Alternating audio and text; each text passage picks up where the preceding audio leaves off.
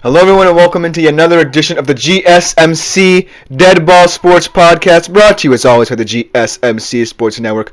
My name, as always, is Christopher Shepard. Thank you all for tuning in on this lovely Thursday afternoon. We have a great show ahead. We're going to begin to preview these divisional round games here, one in the NFC between the Commanders and Lions today, and another in the AFC between the Houston Texans and Kansas City Chiefs.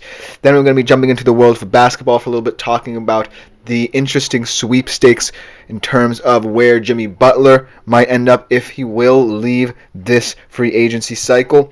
And then we're going to ask and answer a question a lot of people have about a certain team in the Eastern Conference, the Cleveland Cavaliers.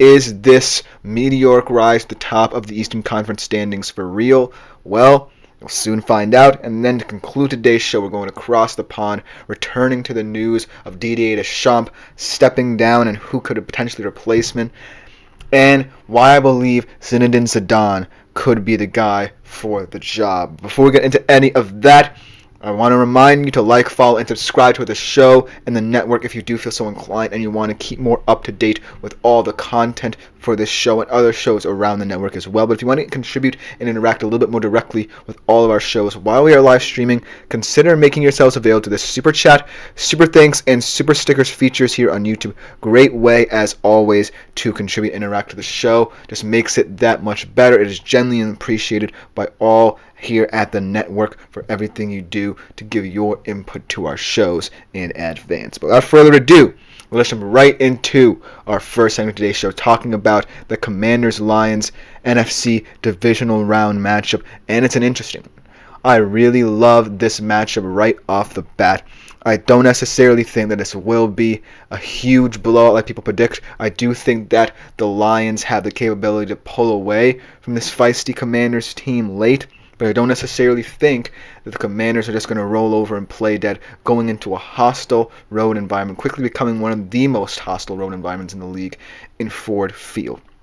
Now, I do think that the keys to victory for Washington are a little bit more complicated, though, than people might first assume, just because of the multiplicity of the Lions' offense and just because this Lions' defense is not as rusty as people say it is because of how depleted it also is.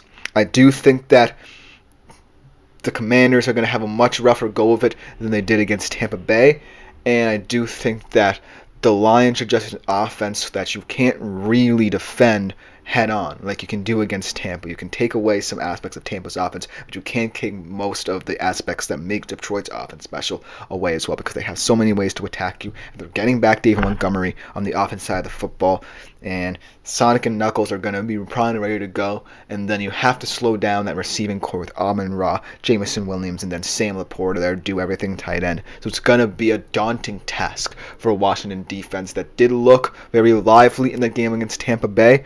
And I'm not saying that they can't do it, but I do think that this game will fall squarely on the shoulders of Jaden Daniels in terms of the Commanders staying in it. And so that's where I start to think about Jaden Daniels' impact, not just on this season for Washington, but in the future as well, because he is someone who I really, truly believe is already cementing his path as one of the best Commanders quarterbacks in their history. And I think that no matter whether or not he pulls off the upset, he's had a remarkable rookie season that has laid the foundation for an incredible purple patch, or a bright patch, for the Washington Commanders in their future. And I feel like, this will be the perfect litmus test for, say, a rookie quarterback's trajectory. And when I look at similarities between Jaden Daniels and other rookie quarterbacks that have done this kind of thing before, as only 4 of them have, I'm kind of drawn to the Russell Wilson comparison a little bit, because this Commanders team, sound familiar, is led by someone from that Legion of Boom staff and that organization, and they have a Legion of Boom defender with him as well in Bobby Wagner. They have that Legion of Boom feel. They haven't really gotten to that level on defense, but I like all of their young studs in the secondary, much like I loved all the Legion of Boom guys as a Seattle fan back then.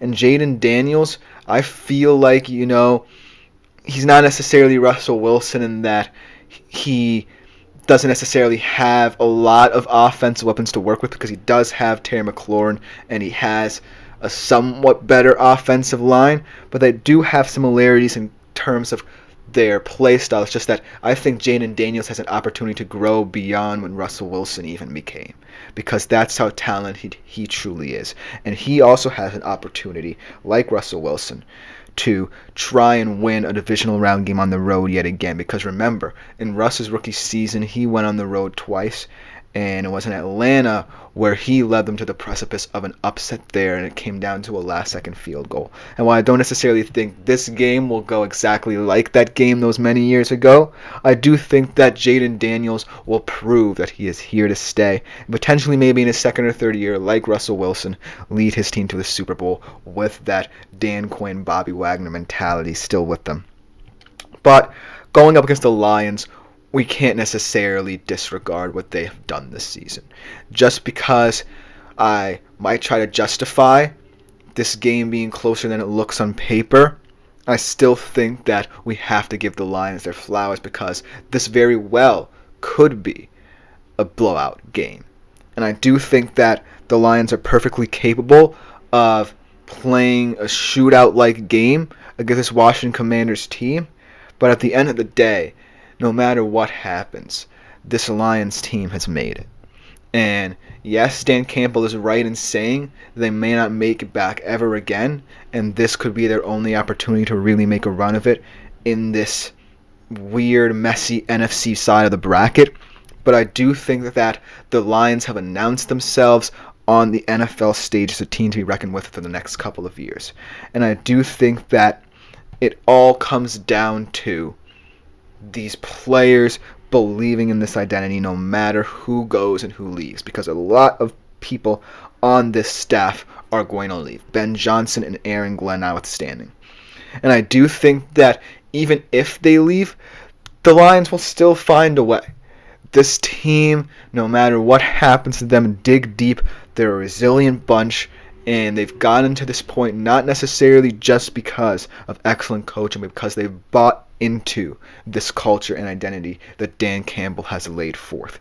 And Dan Campbell, let's not forget, feels like he's in it for the long run. So you already have your foundational piece sticking with you for the long run.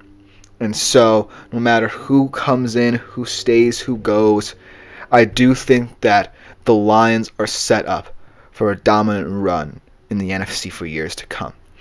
But with a team like Washington, this is a team that in a couple years is going to be light years better than what they are right now and can present different challenges. This is kind of not necessarily a litmus test for the Lions in terms of maintaining and sustaining their level of dominance in the NFC. But let's say 2-3 years down the road, this game shows up in a championship game setting, chances are it'll be much tougher. And chances are guys on your staff and maybe your players on your roster, some of them might be gone. And this game will look a lot more level.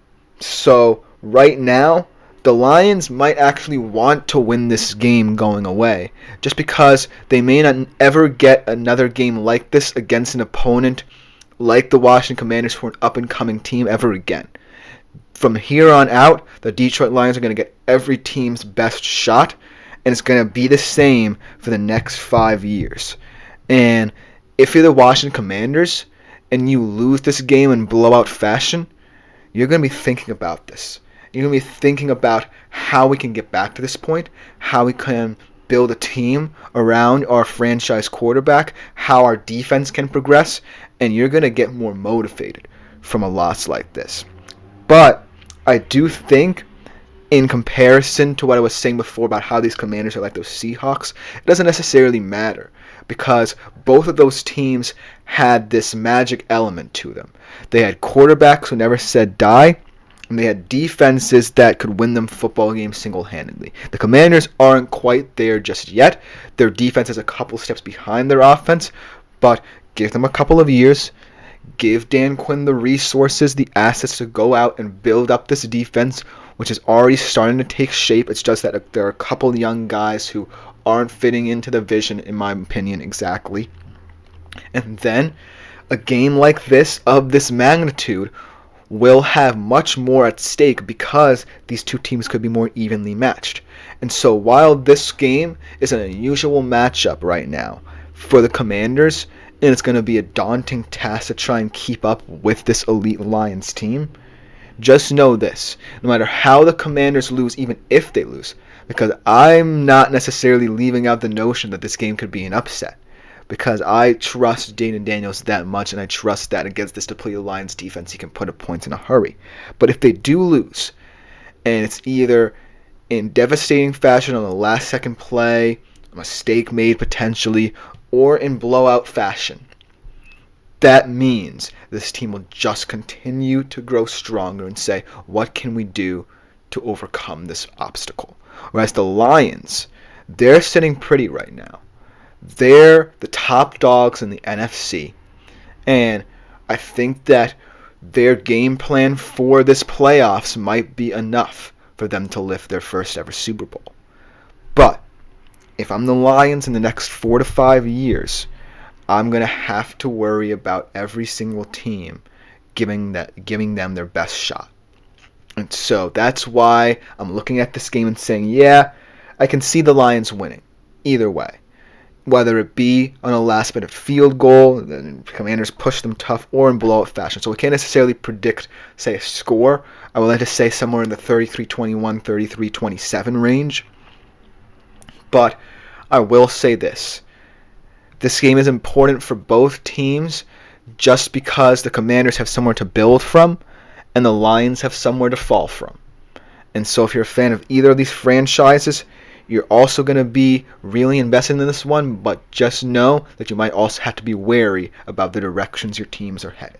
For the Commanders, it's a bright future, and for the Lions, this could be an ominous sign of things to come if the Commanders do give you a game. Let me know what you think about this game in the comments below, because coming next we transition over to the AFC, another interesting game between the Houston Texans and Kansas City Chiefs to talk about right after this short break. I feel like I'm losing my mind. Is everybody in the world blind? Please, Lord, give me a sign, a sign. I feel like I'm losing my mind. Is everybody in the world blind? Please, Lord, give me a sign, a sign. I wanna be the greatest. Everybody on the fake shit. I look around and feel like everybody is the fakest. I make this every day and I'm impatient, hoping one day I blow up from the basement. Statement, the top is so vacant. I don't hear shit that I think is amazing. Waiting for my day when I'm playing sold out shows for 1,000 faces. Hey, give me that crown, get in my way and to be put down. It ain't your place, all this my town. If I want that shit, then I'll get it right now. I'm losing it, the noose it fits. Some losing shit, a stupid myth. You choose to live or choose to dip. You choose to fight or lose your grip and lose a gift. I feel like I'm losing my mind. Is everybody in the world blind? Please, Lord, give me a sign, a sign. I feel like I'm losing my mind. Is everybody in the world? Hello everyone and welcome back into the GSMC Dead Ball Sports Podcast, brought to you as always by the GSMC Sports Network. Before we get into our second segment of today's show, I do want to remind you as always that if you wish to interact and contribute to the show a little bit more directly while we are live streaming, consider making yourselves available to the Super Chat, Super Thanks, and Super Stickers features here on YouTube. They're a great way to offer your opinion on anything you see throughout the show that you would like to talk about, any input you have for me as well. It's greatly appreciated by not just me, but all the other shows that offer these options. You can also do it through our website, gsmcspodcast.net, if you feel so inclined. But without further ado, let's jump right into our second divisional round preview of the day. Switching over to the AFC, another game involving a 1 seed, the Houston Texans taking on the number 1 seed Kansas City Chiefs. And while I could necessarily justify the Commanders giving the Lions a game, it's going to take a little bit more of a Herculean effort for me to see the Texans making this a close one. Because I do think there's merit in thinking that this Houston defense is chomping at the bit to go up against this very underwhelming Chiefs O-line that has been penalized a lot this season, had to rotate a lot of players out, rookies, veterans, what have you. But I do think that will have to come down to C.J. Stroud on the offensive side of things, going up against one of the best postseason defensive coordinators of all time in Steve Spagnuolo and what he can bring on a big stage. So while there are aspects of the game where I think the Texans can hone in on winning those moments, there are too few of them for me to say that this Texans team can pull off an upset. But that win against the Chargers was enough to say this wasn't completely a wasted season, because not many people thought they would even get past LA at home nonetheless. And so getting to this point, and for me to say that there might be a small inkling of a reason why they can win, is pretty fascinating for a team we were saying were dead as soon as they entered the playoff race. We thought they're not going to go any further. This team does not look like it can compete this postseason, even against a Chargers team that, I really liked heading into the postseason, had a lot of momentum, but we really didn't see their flaws either. So going into this game against Kansas City, it's going to have to come down to their defensive play, because it's Patrick Mahomes, it's Andy Reid, it's Steve Spagnuolo on the defense, and it's Arrowhead. You have to overcome all of that before even thinking about your game plan to win this game. That's who you're going up against. The standard thus far on the AFC side of the bracket. And I feel like, there were certain aspects of CJ Stroud's play in that wild card game that said that he would be able to compete against a team like the Chiefs, but it's going to have to be on a consistent basis. One way that the Chiefs can beat you is by winning the field position battle more consistently than you do. And I think that's going to play a big part in this game. Because if this Houston defense is keeping this team in this game, then the question will be asked about the offense and how they can stay in rhythm so that the defense doesn't have to completely carry them. Because that's what this Kansas City Chiefs offense can do. They can wear you down. And even though, yes, I've talked about the deficiencies along the offensive line and potential hurdles they would have to overcome in terms of going up against this elite Texans pass rush, I just think that because of Patrick Mahomes' special plays and his special moments that he has, the way he can escape the pocket and make plays out of structure, it's going to be even more difficult for Houston to consistently deliver in terms of stopping this offense. Maybe they stop them a couple more times than we think, and that keeps the Texans closer early in the game than we think, but it's not going to happen over a full 4 quarters in Arrowhead. And so that's why I have to say that CJ Stroud needs to be the X factor in this game for Houston. On the Kansas City side of things, one thing that a lot of people talk about in terms of the Chiefs consistently being the 1 seed is rest, and how it could both positively and negatively impact them. But think about this year for the Chiefs. Think about all the injuries they've had. Think about all the questions surrounding this team. Much more so than last year. Think about everything we say to denounce this team. And they sit at 15-2. Going into the postseason with the number 1 seed and home field advantage until the Super Bowl. So, think about that before you ever doubt this team. Because yes, rest could be a very dangerous thing in the NFL postseason. And if you're going up against a team highly motivated after a win where everyone doubted them, that's much more dangerous than you think. The Texans, yes, in the Deshaun Watson era, but still did take them to a 24-0 lead at Arrowhead before. So it's not entirely out of the question that a motivated Houston team, led by a very feisty defense that's rounding into its own at the right time, can stun this Chiefs offense early and prove that Sometimes 1 seeds are rusty getting into the flow of things in their first playoff game. But the reason why I think that the Kansas City Chiefs are less susceptible to an upset than, say, Detroit, which I still think is another team that's probably not going to get upset this time around, is because of the fact that this rest probably helped them a lot more than people think. It gave them time to determine who's the starting 5 up front for their offensive line. It gave time for Hollywood Brown to recuperate, and thus he's going to be back for this one as well. It gave time for Isaiah Pacheco to rest as well, and he could be a huge part of this game. Very sort of ball control-like back. And thus, that's why I feel like, even though a lot of people are using that as a reason to try and justify this game being closer than it looks on paper, I can't really see Houston winning a lot of big moments. And so that's why in this matchup, even though the Chiefs, you can say, are the weaker of the 1 seeds in terms of how they've played all season long and how the Lions' offenses look compared to them, they're still the stronger 1 seed because it just seems momentum seems to find them at the right times. And right now, it's kind of ironic and telling that everyone's getting healthy at the right time for them.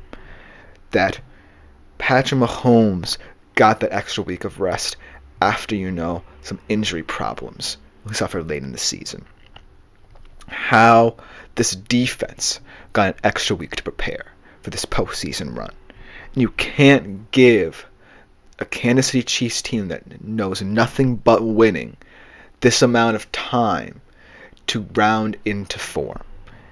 And so, if I'm Houston, I'm thinking if we win the toss, and that's just a hypothetical because coin tosses aren't as important in this game, but if the Houston Texans win the toss, you want to go out on defense and say, let's go toe-to-toe. Best and best. Patrick Mahomes against our defensive front. And let's try and make a statement here. And see if that statement can be said again and again and again until we cause an upset. That's the mindset, because that's the only mindset I can think of in terms of justifying how the Texans can win this game. Because if, say, the Texans do win the toss, and that's what they decide to do, and they stop Patrick Mahomes on the first possession of the game in a raucous Arrowhead Stadium, that takes a little air out of the room. That shows Patrick Mahomes that, okay, Houston's not going to roll over and play dead for us. We have to take it to them as well. And then that's when this game starts to get competitive, and that's when potentially your offense can get rejuvenated a little bit. It can find its mojo as well. So I think that Houston, from the get-go, have to set the tone. And I'm not certain, if this whole coin toss thing will even work, because yes, that's what it is, a coin toss. And I don't necessarily want to put this game on the toss of a coin, but that's what it could come down to. Because Houston has to make decisions that force the Chiefs to think a little bit more than they have in previous playoff games. Because the Chiefs, yes, have faced every single situation. But that's the only thing I can really think of, psychologically speaking, that could potentially help the Texans. If you stop Patrick Mahomes on the first possession of the game, just give them something to think about. Just give them something that seeps into the back of their mind saying, oh, we're not just going to drive up and down the field with reckless abandon.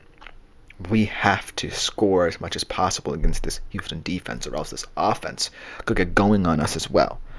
And so that's what I'm trying to say here, in how Herculean of an effort it's going to take for Houston to upset the odds. I can see it happening, but knowing this Chiefs team and knowing how they can adjust any different time during a game, knowing how they've already probably viewed Texans film time and time again this past week and have a game plan that they feel really confident in, and all of those things, I do have to give flowers to what the Texans have accomplished in this postseason, despite all the negative energy surrounding them heading into this postseason. So, even though, when I look at these two matchups in both the NFC and AFC in terms of these one-seed games, I can kind of justify the Commanders winning a little bit more, or making it more competitive, say, than I can Houston against Kansas City, because Kansas City are perennial winners. And it doesn't even matter if they win going away or in a last-second field goal, because that's what we know them doing, them winning no matter what. And so that's why I have to take the Chiefs in this one. And again, this is a game I can't really predict in terms of score because, like I said, it doesn't really matter if the Chiefs win. It's just that they continue to do so. And the Texans are a team that, yes, have proven that this 10-7 season was not for naught, and that they upset the odds against Los Angeles, but big whoop, you're going up against Kansas City. And that's your reward. And so that's the kind of mindset I'm in about this game. So let me know what you think about this game in the comments below, because coming up next we transition into the world of basketball and into the weird world of the sweepstakes concerning Jimmy Butler and who could get him during this free agency cycle. We'll be right back after this short break to talk about it. Looking for your daily fix of sports talk without having to pay for it? GSMC Sports Network is available on YouTube. Just search GSMC Sports Network. Get your fix of daily sports talk shows on YouTube, absolutely free. NFL, college football, NBA, MLB, MMA, UFC, fantasy football, and so much more. GSMC Sports Network has shows running all day long, with new sports shows starting every 2 hours. Just like on your favorite cable sports channel, except GSMC Sports Network is absolutely free. Just search. Hello everyone and welcome back into the GSMC Dead Ball Sports Podcast. And for our third segment of today's show, we transition into the world of basketball and into the unique world of basketball's free agency cycle. And especially concerning a player who is seemingly disgruntled with the situation right now, but seemingly has not much left to offer, in my opinion, in his NBA career. And that is Mr. Jimmy Butler of the Miami Heat. Now, this saga has been going on for 2 odd weeks, but there have still been no signs of movement from any team outside of the Heat or the Heat themselves. And so this certainly seems like a situation in which the ball is firmly in Jimmy Butler's court on whether or not he's going to leave or stay. And I do like to think that because of the disgruntled nature of how he's wanting to force himself out, that we could see Jimmy Butler yet leave.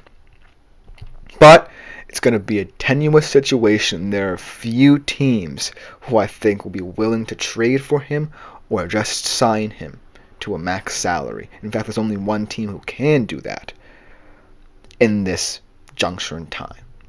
Without further ado, let's break down what could happen and why I think that it's all on Jimmy Butler to get it done.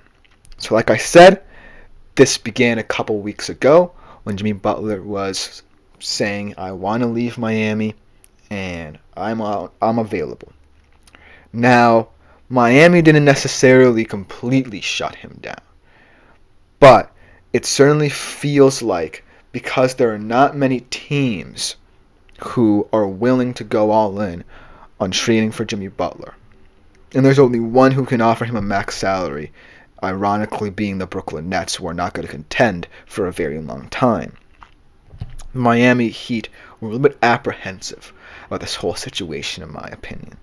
I feel like they were initially willing to let him go, but since Jimmy is a little bit kind of tentative and apprehensive himself about certain teams who he could go to, saying to teams like the Bucks and the Warriors, don't bother on trading for me, that made this situation a little bit more difficult, and that's why it has dragged on this long. But there is one team who I really think can be justified in going for him, but I don't necessarily know if the fit itself is justified. And when we think about Jimmy Butler, right, we think about a player that, yes, can offer you good two-way basketball, but at this point in his career, is it good enough for you to stake a certain amount of money or a certain amount of time investment into? So that's the question here, because I do think that the Phoenix Suns, out of all the teams we've heard and all the rumors these past couple of weeks, would seem the most appealing and seem like a perfect fit for Jimmy. They're also a team that have Devin Booker, Kevin Durant, and Bradley Beal. They're in the Western Conference, a much more difficult conference to compete in. And all three of those players have some varying degree of injury this season. And then, to top it all off, this trade will largely hinge on Bradley Beal waiving his no-trade clause. Because if you think about it, four of those kind of guys, Butler, Beal, Durant, and Booker, would certainly not want to work together. Because I don't necessarily think you can determine who the primary ball handler, shot creator is going to be in that four-man rotation. But I do think that of all the teams, and if Jimmy Butler has to force himself out and is willing to do so, he should look no further than Phoenix. But then it also leads to the intricacies that come with this trade, because this trade will still be difficult, hinging on Beal's situation as well. Because if Beal doesn't waive his no-trade clause, even though he has links to Miami, went to college at Florida, and it could be a like-for-like trade, I do think that because of his no-trade clause, it makes it a little bit more complicated in terms of movement. Because in terms of Jimmy Butler, I feel like he doesn't care where he goes. Obviously, he would like to go to a team that could compete. But ultimately, it's down to a little bit more of the appeal of Beal as well, and how teams who are not a part of his no-trade clause, if he decides to waive it, view him as well. Let's say it is a like-for-like deal, though, and Beal does like the appeal of going back to Miami and to Florida.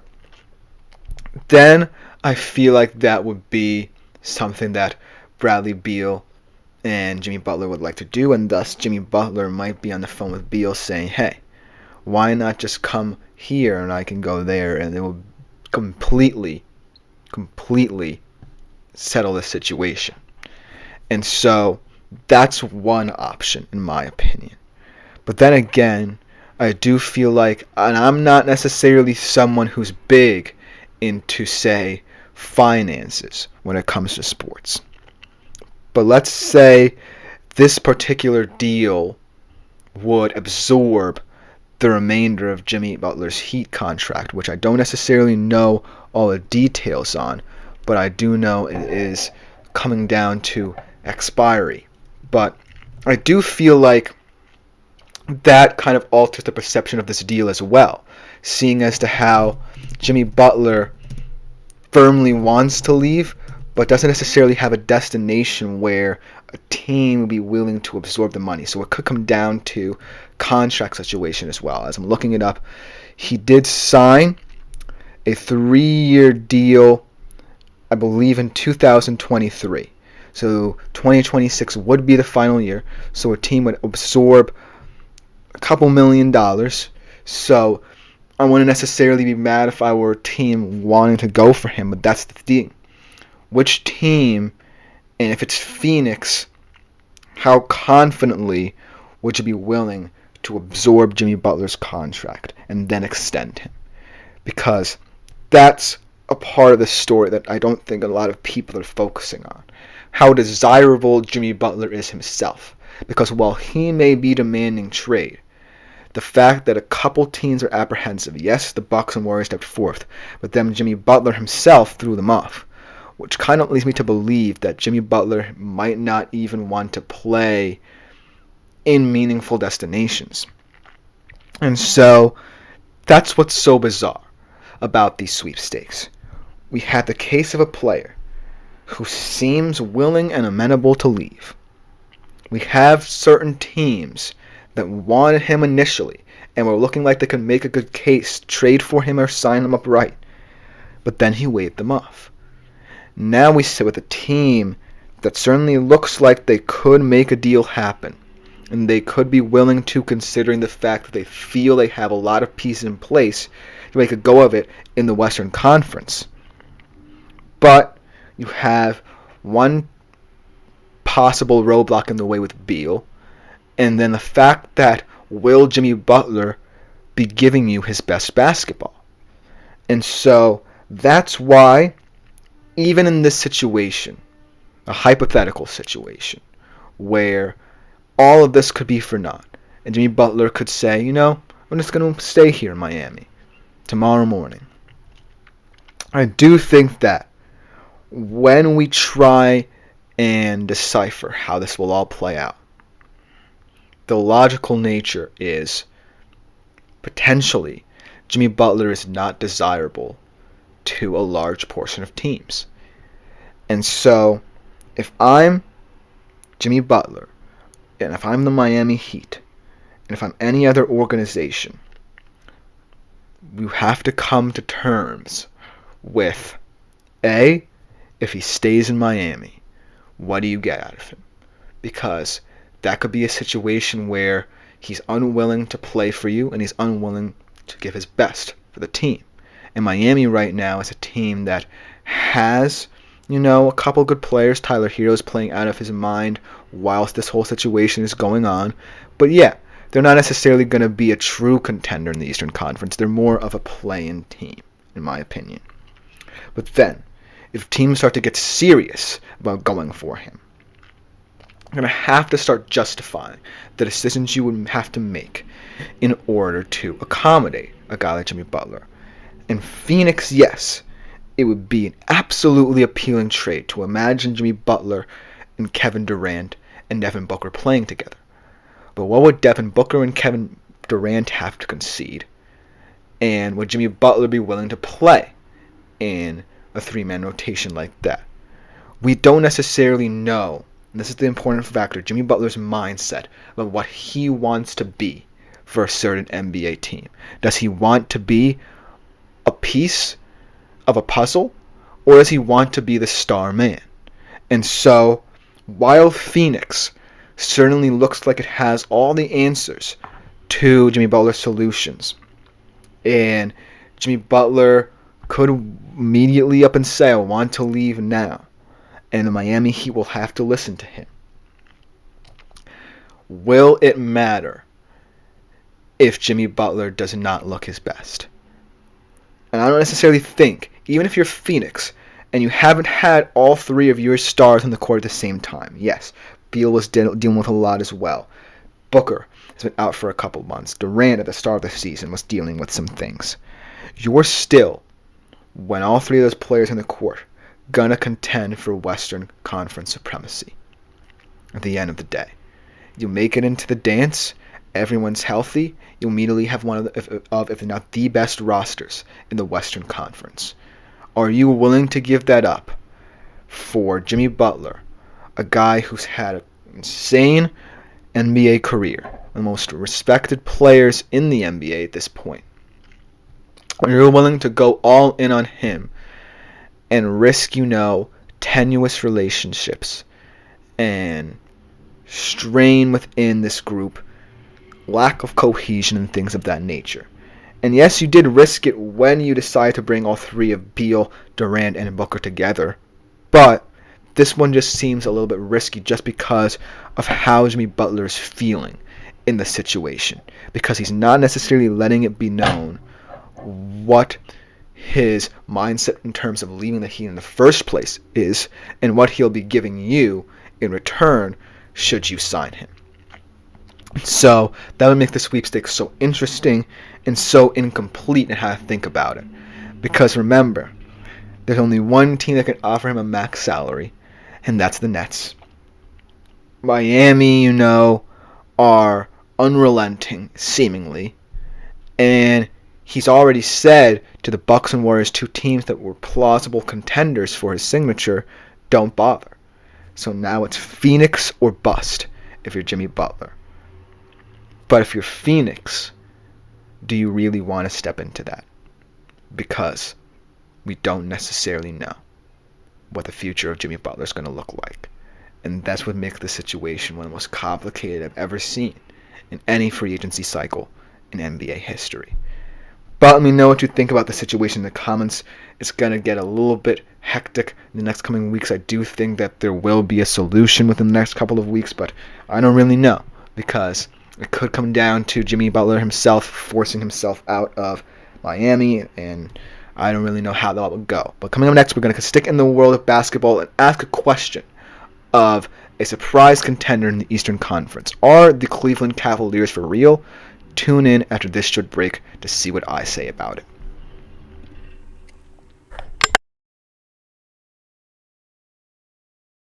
For the best and latest podcasts available anywhere, go to the podcast app on your cell phone and type in GSMC to access free content-rich podcasts on health and wellness, book reviews, sports, entertainment, relationships, social media, movies, technology, finance, and even weird news. Subscribe and download the GSMC Podcast Network's family of shows, available everywhere podcasts. Hello everyone and welcome back into the GSMC Dead Ball Sports Podcast. For our fourth segment, we're going to be looking at a question about a certain team in the Eastern Conference making a meteoric rise through the standings, the Cleveland Cavaliers. A lot of people have truly questioned the depth and experience of this roster and whether it will all come crashing down at some point. But through it all, through all the adversity, through all the questions surrounding this roster, the Cleveland Cavaliers still sit atop the Eastern Conference, have some of the most impressive wins of the season. Their 129-122 win over the OKC Thunder, proving this team is for real. They have another chance against the Thunder, I believe tonight, or if it already happened, I'm not sure what happened, but I still think that the Cleveland Cavaliers, with their previous win over OKC, have already proved that they are for real. But here is why. And I feel like a lot of people don't necessarily, when they look at teams that make prize runs, dig deep into the reasons. I just think they look at it in terms of face value and say, okay, well, we're going to have to accept the fact that the Cleveland Cavaliers are now an elite Eastern Conference team, maybe the most elite team in the entire league. They don't necessarily look at the players, the construction of this roster, the coaching, and things of that nature. So without further ado, that's what I'm going to do here and analyze the rise of the Cavs and why I do believe it's justified in saying that they are indeed for real in the NBA.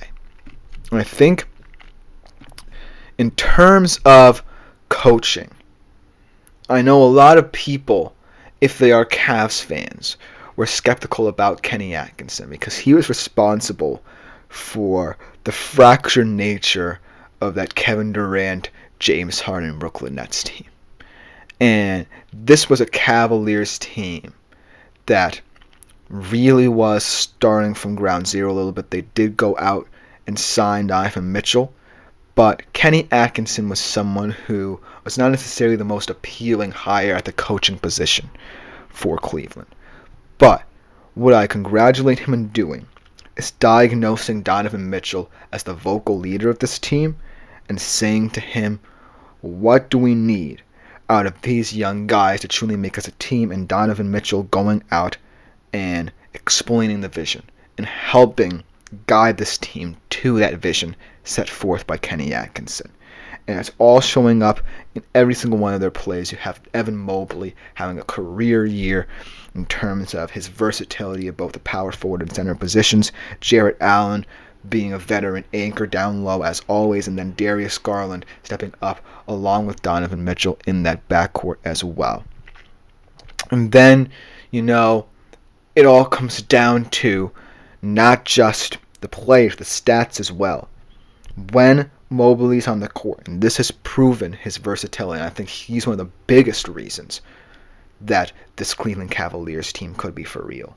They have a 104.8 defensive rating when Mobley is on the court, second to only OKC in the league.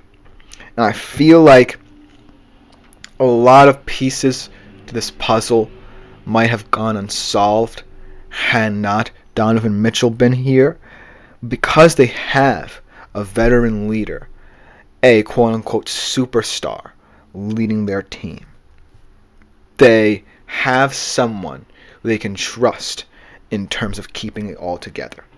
And that's something that I think has to go to Atkinson in terms of who needs his flowers, because Atkinson, I feel like, had too much on his plate with all the stars in Brooklyn. But just having one guy in Donovan Mitchell, who's kind of the anchor, the glue that holds this team together, really helps them in certain situations and really helping them become one of the elite Eastern Conference teams. And another thing that I feel like a lot of people don't appreciate about the coaching job here is the pace of this Cavs team. Faster ball movement, whether it be in the half court or in transition. Just sharing the basketball, being unselfish, and speeding the game up to their pace, because they were 22nd last year in terms of pace, too slow in this Eastern Conference that's seemingly evolving week in, week out. Kudos to Kenny Atkinson, first and foremost, as the coach of this Cleveland Cavaliers team, for A, trusting his superstar Donovan Mitchell to be the vocal leader of this team, and B, implementing a faster pace needed to keep up in this evolutionary Eastern Conference and NBA. Let's talk with the players as well. Let's start off with Evan Mobley's play. We already talked about the defensive rating, but it's more than just the defensive side of the basketball, because Evan Mobley is tough to guard down low, especially when the Cavs are moving the ball quickly. And so that's what really needed to happen. I feel like in order for people to consider this Cavs team as elite, them to have a versatile big man who can get to the rim and then on the other side protect it. And that's what Evan Mobley has become this season. They've been using him a lot more. They've been getting a lot of production down low from him. He's more involved in half-court sets. He's not just someone who is that anchor on offense, getting down low. He's involved in bringing the ball up. He's involved in moving the basketball, getting inside, getting to the rim, and ultimately finishing for them. So the way he's been able to step up in terms of the front court, because there really is not necessarily the biggest veteran presence. I mean, Jarrett Allen's a veteran, and he's worked with Kenny Atkinson before, but he's not necessarily someone as big and as pronounced and high profile as Donovan Mitchell. So you needed that element in your front court, because Jarrett Allen is a brilliant player in his own right, but you needed that extra oomph. You needed someone who was a little bit more versatile offensively and a little bit more aggressive defensively as well. And that's what Evan Mobley has become. And thus it's made this offense more versatile, more fearsome, just because you have a floor spacing big man in Mobley to worry about, and then you can add in the physicality of Allen down low, and then you have to worry about both Darius Garland and Donovan Mitchell's elite perimeter shooting. And that's what adds to the formula for the Cavs. And I feel like a lot of people don't necessarily respect that kind of play from a player like Mobley, just because, a lot of people may not even have known how elite Evan Mobley could become. And so the fact that he has become this elite, the fact that they have entrusted him with a lot more, goes to show that this Cavs team are willing to take the risks necessary to really ignite their attack and revolutionize their attack as well. Because they wouldn't be at this point without Mobley's improvement. So yet again, another player improving amongst the squad and adding to the depth and dynamism necessary to undertake such a daunting task in speeding up the game. And so that's why I have to shout at Evan Mobley first and foremost for his play, because without him, then this Cavs team might look a bit more mortal. It might look a little bit more traditional. But because of Evan Mobley, because of the pace, because of the versatility, because he's more involved in half-court sets, things of that magnitude, it really pays dividends for the Cavs. And then, let's talk about Donovan Mitchell's leadership, because it goes unsung. This is a guy who, in the league, is still viewed as a superstar, but is not necessarily someone who necessarily needs to dominate a game for his presence to be felt. I feel like he allows this young team space to breathe. He allows his backcourt partner, Darius Garland, to really shine as well, and it's coming through in how this team plays, because it's not superstar-centric. It's not Mitchell-centric first and foremost, which is most integral when you have a superstar like him. And so I do think that even though a lot of people may be apprehensive to put him in superstar range, I like the selfless superstar. As a fan of Boston, I'm very comfortable with saying we have two selfless superstars in Jason Tatum and Jaylen Brown. And for the Cavs, Donovan Mitchell is theirs. And it pays dividends to allow this young team not just to mature in the system, but to gain confidence that they can become superstars. And you know what? They really are. Darius Garland is now the superstar, in my opinion, of this backcourt with his elite perimeter shooting. We've seen it pay dividends in huge games. And then down low as well, and off the bench, certain pieces as well, we can see really find their confidence. So like I said, kudos to Kenny Atkinson for not blowing this out of proportion, much like potentially what happened with Brooklyn, where you let things get a little bit too out of hand with all the superstars there. Kudos for him for keeping this team within itself rather than leaving it to fracture relationships itself. Because Donovan Mitchell has truly proven that you don't necessarily need to be the loudest voice in the locker room or the biggest personality in the locker room to lead your team. And so that's why when it all comes together, the Cleveland Cavaliers are scary. Because they're unshakable, they're young, they're motivated, and most importantly, their coach trusts that because of a player like Mitchell, his young players can succeed. And that's why the narrative is starting to shift around this team.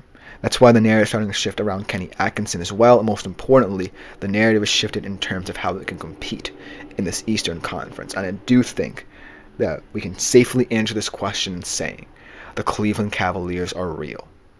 And they're not going anywhere. And they could take that all the way to a Larry O'Brien trophy this June. But let me know what you think in the comments below, because I really think that this question could be interpreted in many different ways. But coming next, we conclude by going across the pond, revisiting Deschamps stepping down as France's manager and who could potentially replace him, and why I think Zinedine Zidane could be just the right guy to fill his shoes. I'll be right back to finish the show after this short break.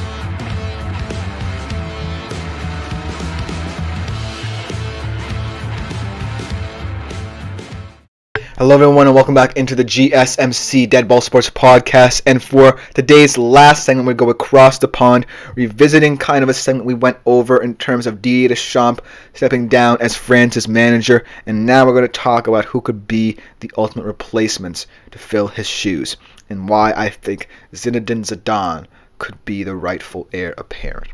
Now let's talk about Zinedine Zidane, because he's one of the most decorated, most respected, and revered players in not just French footballing history, but international and domestic footballing history. One of the club legends at Real Madrid, one of the only managers to win 3 Champions Leagues in a row, the first in fact. And the reason why managers like him are becoming ever more popular. He was known more for his pragmatism than anything. He was known more for his approach in terms of in-game adjustments, substitutions, grinding out results in terms of a fixed tactical sense compared to his style. And it really made it intriguing to see how after he left Real Madrid, how he kept on rejecting domestic offers, whether it be from teams like Man United, Bayern, PSG, teams of that magnitude, to wait for this French job. And the reason being is because as fellow teammates in the 1998 France World Cup winning squad, he didn't want to force Deschamps out. And he respected what Deschamps was doing with his team. And then I feel like in terms of his profile, it would be a marquee signing for this French Football Federation should Zidane follow in Deschamps' shoes. Because no matter how he performs, it's a legacy thing. Both of these guys are revered members of the 1998 World Cup winning squad, and they're permanently ingrained in French footballing history. So, in name only, Zidane is a very appealing choice. Let's talk about how he could be pushed, because Thierry Henry is also waiting in the wings, having coached the French U23 squad to Olympic silver in the past Summer Olympics. This could be a bit of a decision here for the French Footballing Federation. But let's talk about tactics as well, and why, in terms of Zidane's stance on them, in terms of why he potentially rejected so many domestic offers to coach this international side. It makes perfect sense for him to take over, and why Thierry Henry may be able to creep up on him in that regard. So in terms of international football, it is highly different, highly less complex in my opinion, than managing a domestic side.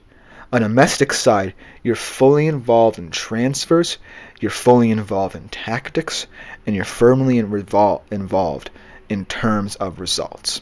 Because if you are not in good form, chances are you're going to get fired. Or if you are in good form, it's about maintaining that good form, adapting in that good form. In international football, it's more about results, right? Because you play very few games, you have very little time with your squad to determine what to do with them, most importantly. And you just go on the pitch and hope your guys can beat theirs. Zinedine Zidane, in his time with Real Madrid, set forth this very pragmatic style, highly reminiscent of what international managers do, in terms of both implementing a fixed formation and then in-game, in-match, make adjustments as he sees fit. But with Real Madrid, here's the caveat. He most likely had the better players, the far superior players, each and every single time his side went out. So, that kind of leads me to believe that if he were the French manager, yes, his tactics would work to a T in terms of making in-game adjustments, grinding out the results, and no matter what French football fans think and how the football looks, he would still be a solid manager there, because he's getting the job done, and he's winning trophies, and he's playing how a lot of international managers would play. But when I think about France, specifically about this transition they're going to face after 2026, which is why it was astute for Didier Deschamps to step down after the events of that tournament, is this transition. You're still going to have a lot of experienced players if you're the next French manager, whether it be Henry or Zidane. But you're going to have to integrate and seamlessly at that the Olisses, Barcolas of the world into the squad, the Klauses as well, the Brisambas at the goaltending position. But you're going to have to do it in a seamless manner where people don't grow frustrated if this team grows stagnant. And that's where the caveat in terms of viewing Zidane for this job comes in. Because, like I said, the pragmatic style is not going to be the problem for Zidane. And because he already has a lot of elite players who are veterans in the squad, the Mbappes, the Griezmanns, the Dembélés of the world, it most likely will work against a lot of international sides. But then again, if you are the French Football Federation, Do you want someone who banks on having the better players and not necessarily having a plan and adjusting as you see fit? Or someone like a Thierry Henry, who has worked with these young players, has won things with them, and knows how to integrate them into the squad? But then again, looking at this young French squad, who knows how Michael Olise will look in 2026? Who knows how Bradley Barcola will look in 2026 and beyond? And so that's why this conundrum is so difficult. Because the way I see it, Zinedine Zidane, in name, in profile, and pedigree, should be the exact man for the job. And it was very gracious of him to allow Deschamps to step down instead of forcing him out. And in terms of the way he turned down so many domestic offers, knowing that he would never probably get the chance to coach France ever again, should he have taken one of those teams up on their offers, was really telling in how he approaches his perception of this French side. But then again, think about international football. International football, like I said, is about the results, but it's also about adapting to the times. Look at Germany, for example. Look at what Julian Nagelsmann had to do. He had a lot of young players come into the squad over the past couple of years. But he also acknowledged that in order for these young players to grow, he needed to keep some of his veterans. He needed to keep guys like Ilkay Gundogan. He needed to keep guys like Toni Kroos in the squad and really allow them to integrate seamlessly these young stars into a squad. And it kind of paid dividends in those friendlies before the Euros and during the Euros as well. So that the next French manager is going to have to do something similar. And while I think Zidane is perfectly positioned for this job, because, like I said, he exemplifies everything international football is about, my one true question is, can he adapt when need be? Because it's very quick turnover in international football. You have your friendlies, you have all this domestic football being played, then you're back. You have very little time with your team to truly implement something. And so it's highly integral that if you want to adapt, you have to adapt quickly. And so looking at how he profiles next to Henry, it makes perfect sense for me to still question Zidane's candidacy when Thierry Henry knows the ins and outs of these young guys. So I feel like Zidane, even if he truly is the French football manager, will get asked very similar questions to when he was coaching domestically. And he is kind of one of those guys who is in that Carlo Ancelotti mold, the managers that Real Madrid always likes. He's kind of non-committal about the decisions he makes, just lets the football speak for itself. But in international football, you're going to get the questions. You're going to get the questions when a young player doesn't perform. You're going to get the questions when a veteran doesn't perform. So how does Zidane handle that compared to how he handles it domestically? Because domestically, a lot more hands-on approaches are taken in terms of how the manager is controlled, in terms of how he's presented.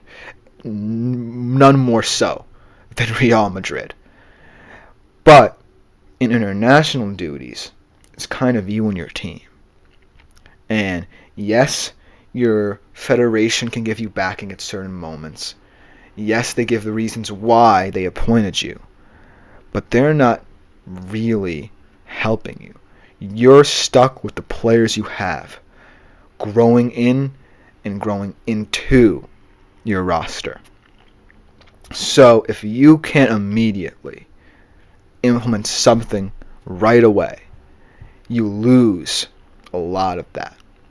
And so, while I like Zidane as the rightful heir to Deschamps, as his best friend, and someone who I truly trust in terms of helping this team grind out results like they need to internationally, Thierry Henry is someone who has seen the future of France football, has worked with them nonetheless, and is someone who I feel like in many different ways could appeal to a media market that's going to be very, very, very, very ornery towards this French team. And I feel like Zidane, on the other hand, is someone who is a little bit too laid back for this job. Because when questions could be asked of him, he's going to have to answer them very firmly. I don't know if he can do that compared to how he was kind of protected a little bit at Real Madrid. This is a very upfront job. But I do think if you take all the things into account that you would like to see in international football and how you have to manage, I do think Zidane ultimately usurps Thierry Henry in my opinions on who the best candidate is for this French job. Let me know what you think about this, because it's going to be a tenuous situation for the next couple of years before the World Cup. But that will just about do it for this edition of the GSMC Dead Ball Sports Podcast, brought to you as always by the GSMC Sports Network. I've been Christopher Shepard. Thank you all for tuning in. I'll be back here tomorrow at 3:30 p.m. Eastern Standard Time. Like, follow, and subscribe to the show if you haven't done so already and you want to keep up to date with all the content. Make yourselves available to the Super Chat, Super Thanks, and Super Stickers features here on YouTube as well. But other than that, I am out for tomorrow. See you tomorrow as we close out the week.